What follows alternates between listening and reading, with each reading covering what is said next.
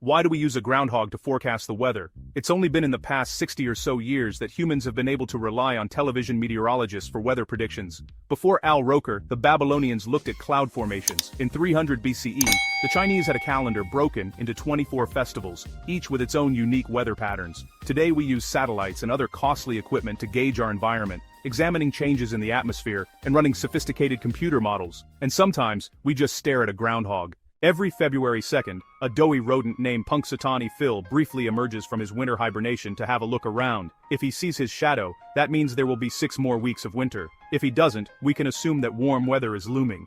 The ritual has been carried out in Punxsutawney, Pennsylvania every year since 1887. Relying on Phil is actually far less reliable than flipping a coin. He's right an estimated 39% of the time. But, clearly, someone, at one time, believed a groundhog had predictive abilities.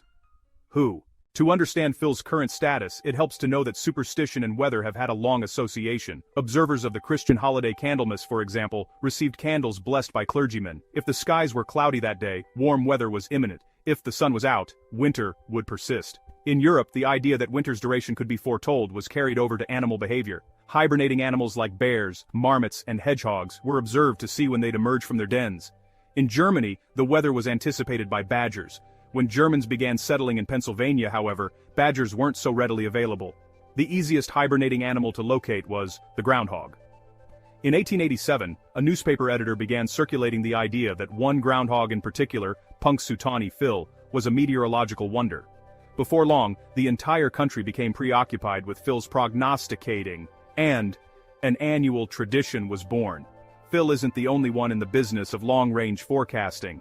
The Old Farmer's Almanac, a yearly digest of upcoming weather patterns for large geographical areas, is prepared up to 18 months in advance. Its editors claim an 80% accuracy rate, though some meteorologists dispute the viability of assessing weather more than 2 weeks out. In 2017, Phil predicted 6 more weeks of winter. It turned out to be the second warmest February on record. In 2018, Phil again saw his shadow, but the month resulted in multiple new record-high temperatures, including 80-degree days in typical winterscapes like Massachusetts and Washington, D.C., and several Midwestern and Southern towns had record rainfall.